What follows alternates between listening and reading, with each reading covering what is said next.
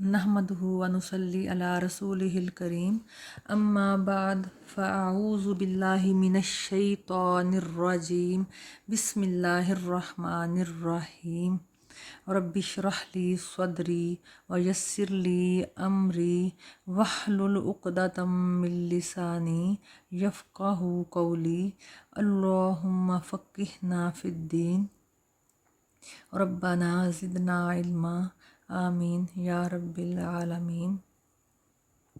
अस्सलाम वालेकुम वरहमतुल्लाहि वबरकातुहू। कैसे हैं आप सब?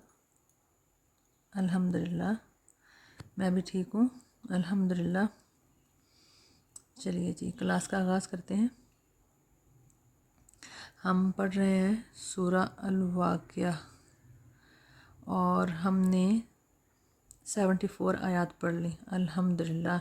आखिरी आयत जो पढ़ी उसमें अल्लाह ताला ने पहले अपनी सारी नेमतों के बारे में बता के पिछली आयत में फिर क्या फरमाया कि फिर तुम शुक्र अदा करो। किस तरह शुक्र अदा करो नेमतों का अल्लाह की? बस तस्बीह कीजिए नाम की अपने रब के जो नहायत अज़मत वाला है। तो हमने इस आयत का क्या जवाब दिया? सुबहान रब्बियल अज़ीम। अब आगे अल्लाह ताला फरमा रहे हैं, आयत नंबर 75 को स्टार्ट करते हैं। फ़ला पस नहीं उक़सिमु मैं कसम खाता हूँ बिमवाक़ि इन्नुजूम गिरने की जगहों की, अन्नुजूम सितारों के। क्या फरमा रहे हैं अल्लाह ताला? पस नहीं मैं कसम खाता हूँ गिरने की जगहों की, सितारों की। यानी ये वो बात नहीं है, बस ये वो बात नहीं है जो तुम सोच रहे हो, क्योंकि अब जो यहाँ जो बात हो रही है ना, यहाँ कुरान की बात हो रही है। इस आयत से कुरान की बात हो रही है। तो अल्लाह ताला क्या फरमा रहे हैं कि ये वो बात नहीं है जो तुम सोच रहे हो। किन से बात कर रहे हैं? मुशरिकीन से। मुशरिकीन के तमाम दावों की, तमाम गुमानों की तरदीद की जा रही है। अब इस आयत से कुरान की बात हो रही है। सितारों का जो गिरना है ना, यानी गुरूब होना, तो यहाँ से फिर कसम खाई जा रही है। अल्लाह ताला फरमा रहे हैं, मुशरिकीन से फरमा रहे हैं कि तुम ये वो बात नहीं है जो तुम सोच रहे हो, क्योंकि वो कुरान को शेर व शायरी कहते थे, जादू कहते थे। तो उनसे बात की जा रही है कि मैं कसम खाता हूँ सितारों के गिरने की जगहों की। अब यहाँ जो है ना मवाक़े, यहाँ इसका दो मीनिंग लिए गए हैं। एक यहाँ बताया गया ना गिरने की जगहों की, एक मुराद है जगह, यानी सितारों के गुरूब होने की जगह, और दूसरी है सितारों के गुरूब होने का वक्त। यहाँ दो मीनिंग लिए गए हैं, वक्त मुराद है और जगह मुराद है। अगर हम वक्त मुराद लें, सितारों के गिरने का वक्त मुराद लें, तो फिर कसम खाई जा रही है किस चीज़ की? तो खाई जा रही है सहरी या तहज्जुद के वक्त की। यानी अगर वक्त की कसम खाई गई हो तो ये सहरी या तहज्जुद का वक्त है, जिस वक्त इबादत में कुरान पढ़ा जाता है। नबी सल्लल्लाहु अलैहि वसल्लम भी तो तहज्जुद में कुरान की तिलावत फरमाते थे ना। तो यहाँ सहरी के वक्त या तहज्जुद की बात हो रही है, तहज्जुद के वक्त की बात हो रही है, जिस वक्त इबादत में कुरान पढ़ना होता है, जिस वक्त नबी सल्लल्लाहु अलैहि वसल्लम भी कुरान पढ़ा करते थे, तिलावत फरमाया करते थे नवाफिल में और वैसे भी। और ये जो वक्त है ये ऐसा सुकून वाला वक्त होता है, ऐसा तन्हाई वाला वक्त होता है, जिसमें इंसान अपने रब से, अपने अल्लाह ताला से अगर कुर्ब हासिल करना चाहे तो कर सकता है। अगर बात करना चाहे तो बहुत अच्छे तरीके से बात कर सकता है, क्योंकि ये वो वक्त होता है जिसमें दुनिया की दौड़ भाग अभी शुरू नहीं हुई होती। तो क्या ये वक्त है, ये वक्त इबादत करने वालों की इबादत की लज्जत का वक्त है। ये वो वक्त है जिसमें इबादत करने वाले अपनी इबादत से लज्जत हासिल करते हैं, अपनी इबादत से लुत्फ़ उठाते हैं, अल्लाह ताला का कुर्ब हासिल करते हैं। तो अगर ये बात की जाए सितारों के गिरने की यहाँ, तो यहाँ अगर वक्त मुराद लिया जाए तो वक्त कौन सा? सहरी या तहज्जुद का वक्त, जिस वक्त सितारे गुरूब हो रहे होते हैं, और फिर उस वक्त वो तिलावत कुरान का भी वक्त होता है। लेकिन अगर जगह की कसम खाई गई हो, यानी जहाँ जैसे कहा गया कि मैं कसम खाता हूँ सितारों के गिरने की जगहों की, अगर जगह की कसम खाई गई हो और अन्नुजूम से मुराद आयात ली गई हो। किसकी आयात? कुरान की आयात। जगह से मुराद یعنی اگر جگہ کی قسم کھائی گئی ہو اور نجوم سے مراد قرآن کی آیات لی گئی ہوں تو مراد یہ ہے کہ ان آیات کی قسم جو پیغمبروں کے دلوں پر اتری، قرآن کی آیات پیغمبروں کے دلوں پر اترتی تھی نا، تو پھر کون، پیغمبر ہی تو ان آیات کا، اس قرآن کی قدر و قیمت جانتے تھے نا، وہ جانتے تھے اس کی قدر و قیمت جو ہم نہیں جانتے۔ کیا اثر ہوتا ہوگا جب آیات ڈائریکٹ دلوں پر اترتی ہوں گی؟ تو پیغمبروں کے بعد کن کے دلوں پر اتر سکتی ہیں یہ آیات؟ پیغمبروں کے بعد مومنوں کے دلوں پر اترتی ہیں، صالحین کے دلوں پر اترتی ہیں، علماء کے دلوں پر اترتی ہیں۔ تو یہاں سے پھر اب یہاں سے قرآن کی بات کی جا رہی ہے۔ نجوم سے مراد ستارے بھی ہیں، نجوم سے مراد قرآن کی آیات بھی ہیں، ٹھیک ہے، اور مواقع سے مراد گرنے کا وقت بھی اور گرنے کی جگہ بھی۔ تو ہم نے یہ واضح ہو گئی، ہم نے یہ بات واضح کر لی، اور الحمدللہ ہمیں یہ بات سمجھ آ گئی کہ اس آیت سے کیا مراد ہے۔ اس آیت سے اگر مراد یہ ہے کہ وقت کی قسم کھائی گئی ہے، ستاروں کے گرنے کے وقت کی، جس وقت کے ستارے غروب ہو رہے ہوتے ہیں، گرنا یعنی غروب ہونا، تو اس سے مراد ہے سحری کا وقت جس میں، اور یا تہجد کا وقت جس وقت کے قرآن کی تلاوت کی جا رہی ہوتی ہے۔ اور اگر ہم اس سے مراد جگہ لیتے ہیں اور پھر ہم نجوم سے مراد آیات لیتے ہیں ستاروں کی بجائے، تو وہ قرآن کی آیات جو پیغمبروں کے دلوں پر اتری۔ تو دیکھیں جس طرح آسمان جو ہے وہ ستاروں سے مزین ہوتا ہے، ستارے خوبصورتی پیدا کرتے ہیں آسمان پر، اسی طرح جو آیات ہیں نا وہ قرآن کی زینت ہیں، قرآن کی خوبصورتی ہیں۔ تو جن کے دلوں پر یہ اترتی ہیں، جن کے دلوں پر یہ اثر کرتی ہیں، اس کی قدر وہی جانتے ہیں۔ اللہ تعالیٰ ہمیں بھی اس قابل کرے کہ واقعی ہم بھی جب قرآن پڑھیں، قرآن کی آیات پڑھیں تو ہمارے دلوں پر بھی وہ اثر کریں، آمین۔ 76 کی طرف چلتے ہیں، آیت نمبر 76۔ وَإِنَّهُ، اور بے شک وہ، لَقَسَمٌ، البتہ قسم ہے، لو اگر تعلمون، تم جانتے ہو، عظیم، بہت بڑی۔ اور البتہ وہ قسم ایک عظیم قسم ہے، اور اللہ نے یہ بہت بڑی چیز کی اور بہت بڑی قسم کھائی ہے، مگر یہ لوگ نہیں جانتے۔ کس چیز کی قسم کھائی ہے؟ وہ جیسے پیچھے ستاروں کے گرنے کی قسم کھائی ہے، تو اس سے مراد ہم نے ستاروں سے مراد آیات لیں، قرآن کی آیات لیں، تو یہاں پھر قسم سے مراد قرآن کی قسم کہی جا سکتی ہے۔ تو یہ لوگ نہیں جانتے، یہ جو نادان ہیں، یہ جو ناسمجھ ہیں، یہ نہیں جانتے کہ یہ کیا قسم ہے۔ اگر یہ جان لیں تو پھر ان کو پتہ چل جائے کہ اللہ تعالیٰ نے یہ کتنی بڑی چیز کی اور کتنی بڑی قسم کھائی ہے۔ یہاں سے چونکہ اب قرآن کا ذکر باقاعدہ ہونا ہے آگے، تو یہاں قرآن کی اہمیت بتائی جا رہی ہے۔ یہ جو 75 سے قرآن کا ذکر سٹارٹ ہو گیا اور قرآن کی اہمیت بتائی جا رہی ہے، اللہ تعالیٰ قسم کھا رہے ہیں اور فرمایا جا رہا ہے کہ اگر یہ جان لیں، یہ جو ناسمجھ لوگ ہیں، یہ جو نادان لوگ ہیں، یہ جو اپنی بے سمجھی میں چلتے پھرتے نظر آتے رہتے ہیں اور کچھ سمجھ حاصل کرنے کی کوشش نہیں کرتے، کچھ جاننے کی کوشش نہیں کرتے، اگر یہ جان لیں تو ان کو پتہ چل جائے کہ البتہ یہ کتنی بڑی قسم ہے جو اللہ تعالیٰ کھا رہے ہیں۔ 77 میں پھر اب باقاعدہ قرآن کی بات ہو رہی ہے باقاعدہ۔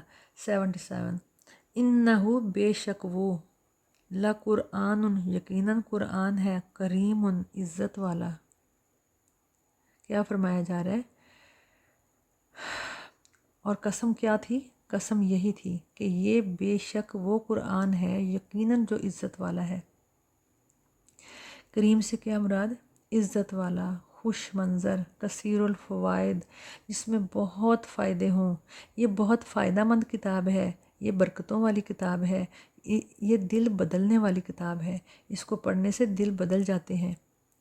اور کثیر الفوائد کیسے؟ فائدہ مند کیسے؟ ایک ایک حرف پر 10 نیکیاں۔ کیا کوئی اور چیز ہے ایسی جو اتنا اجر دے؟ کیا کوئی اور الفاظ، کوئی اور چیز ہے جو اتنی برکتوں والی ہو؟ جو اتنی فائدہ مند ہو۔ یہ وہ کتاب ہے، یہ قرآن کریم جو عزت والا ہے، یہ ہے برکتوں والا، یہ ہے عزتوں والا۔ اس سے دل بدلتے ہیں۔ کیسے؟ ایک ایک حرف پر 10 نیکیاں ملتی ہیں۔ اور یہ جو ہے نا لفظ کریم، عرب جو تھے نا وہ جس انسان کو بہت اچھا سمجھتے تھے، بہت مطلب اس کے بارے میں ان کو لگتا تھا کہ وہ بہت اچھا انسان ہے، اس کو وہ کریم کہتے تھے۔ یعنی ان کے پاس اچھے انسان کی جو ڈیفینیشن تھی، اچھے انسان کے بارے میں جو لفظ تھا وہ کریم تھا۔ اور پھر یہ جو ہے کریم کرم سے نکلا ہے۔ کرم انگور کی بیل کو کہتے ہیں۔ انگور کی بیل کو اگر آپ دیکھیں تو اس کے بے شمار فائدے ہیں نا، بے شمار فائدے ہیں۔ اس میں غذا بھی ہے، دوا بھی ہے، لذت بھی ہے، خوش منظری بھی ہے، فائدے ہی فائدے ہیں۔ تو پھر ہمیں کیا پتہ چلا یہاں لفظ کریم سے جو اللہ تعالیٰ نے یہاں اللہ قرآن کریم فرمایا تو عزت والا ہے، یقیناً قرآن عزت والا ہے۔ کاش کہ کوئی جان لے، کاش کہ تم جان لو، اے نہ سمجھو، کاش کہ تم جان لو، اور کاش کہ ہم بھی جان لیں۔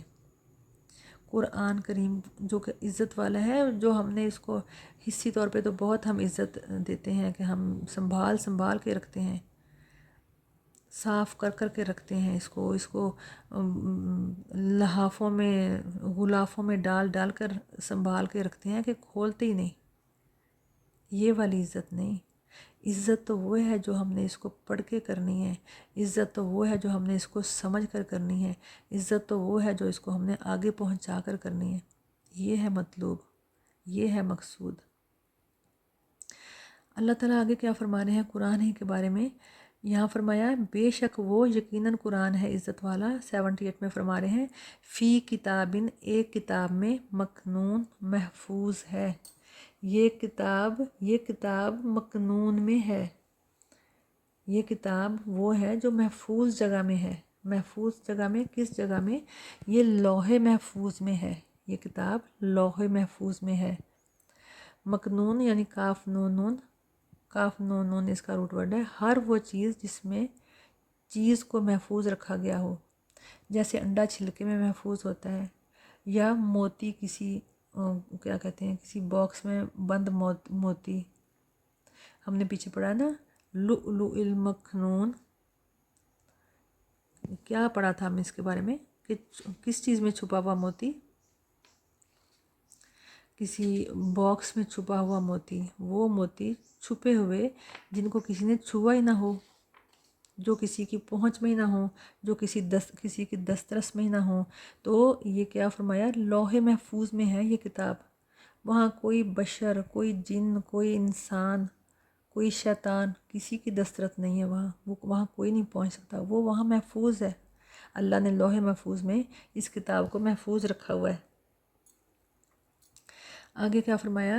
لا یمسہ الا المطہرون، لا یمسہ نہیں چھوتے اسے، کسے؟ قرآن کو، الا مگر المطہرون جو بہت پاک ہیں۔ تو نہیں چھوتے اس کتاب کو مگر بہت پاک فرشتے۔ صرف جو لوح محفوظ میں جو قرآن پڑھا ہوا ہے اس کو صرف وہاں پاک فرشتے چھو سکتے ہیں، پاک فرشتے۔ قرآن کی عظمت بیان کی گئی ہے یہاں کہ لوح محفوظ میں صرف پاک فرشتے پہنچ سکتے ہیں، وہاں نہ تو کوئی انسان، نہ جن، نہ کوئی شیطان، کوئی وہاں نہیں پہنچ سکتا، وہاں کسی کی پہنچ نہیں ہے۔ پاک فرشتوں کے علاوہ وہاں اس کتاب کو کوئی ہاتھ نہیں لگا سکتا۔ ٹھیک ہے؟ تو کیا یہاں یہ جو آیات ہیں یہ کتنی عظمت، کتنی اہمیت بتا رہی ہیں قرآن کریم کی۔ اس کو وہاں کوئی نہیں چھو سکتا، کوئی انسان، کوئی شیطان، کوئی جن، کوئی نہیں وہاں پہنچ سکتا، وہاں قرآن کو صرف پاک فرشتے چھوتے ہیں۔ تنزیل من رب العالمین، تنزیل نازل کردہ ہے، من ربی رب کی طرف سے، العالمین تمام جہانوں کے۔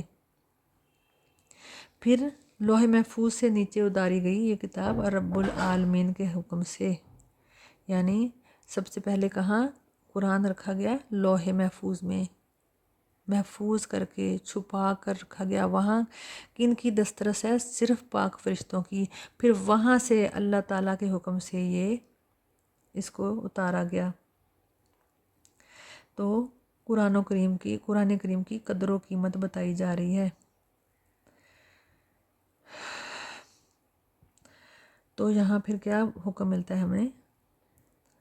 اہل قرآن تو اہل اللہ ہیں، اہل القرآن تو اہل اللہ ہیں، اللہ کے اہل ہیں۔ پڑھنے والے کو بھی عزت ملتی ہے، اس قرآن کو پڑھنے والے کو بھی عزت ملی، اور اس قرآن کو چھونے والوں کو بھی عزت ملی۔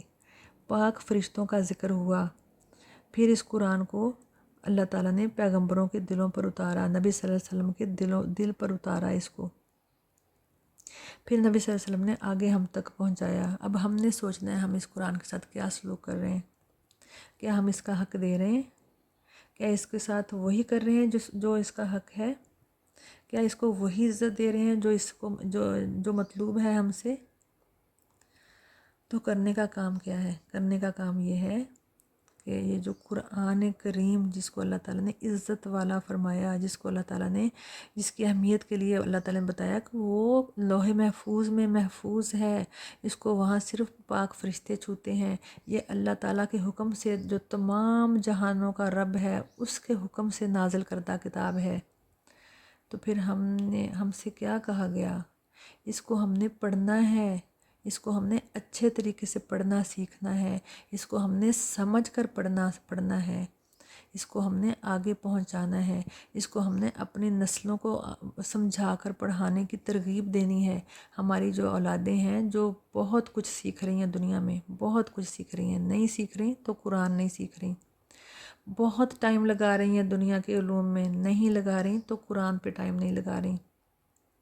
پہلے ہماری کوتاہی کہ ہم نے نہیں نہ لگایا ٹائم، ہم نے وقت نہیں دیا اس قرآن کو، جو وقت چاہیے تھا کہ ہم دیتے، آج ہم اس مقام پہ نہ کھڑے ہوتے، ہم اتنے دور نہ ہوتے قرآن سے۔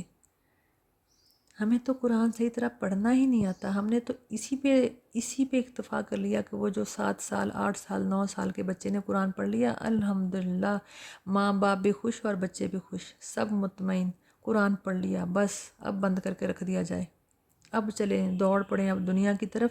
اور دنیا میں بے شک وہ 18 سال 20 سال 24 سال لگا ہوا ہے، دنیا کی دوڑ میں لگا ہوا ہے، نہ ماں باپ کو فکر نہ بچے کو فکر، ماں باپ کو نہیں تو بچے کو کیسے ہوگی۔ کتنا پیسہ لگا رہے ہیں دنیا کی تعلیم پہ، کتنا وقت لگا رہے ہیں، کتنی ایفرٹ ہے۔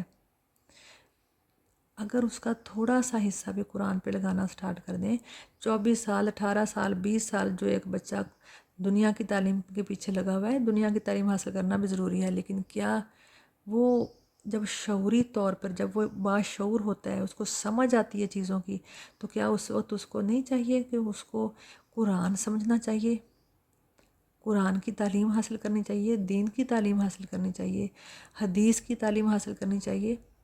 کوئی 1 سال زندگی کا، کوئی 1 سال ہی پورا کہہ دے کہ میں نے وقف کیا قرآن کے لیے، کتنا ضروری ہے، کتنا ضروری ہے۔ قرآن کو صرف پڑھ لینا کافی نہیں، سمجھنا ضروری ہے، سمجھیں گے تو عمل میں آئے گا نا، یہ تو بڑے دور کے مراحل ہیں۔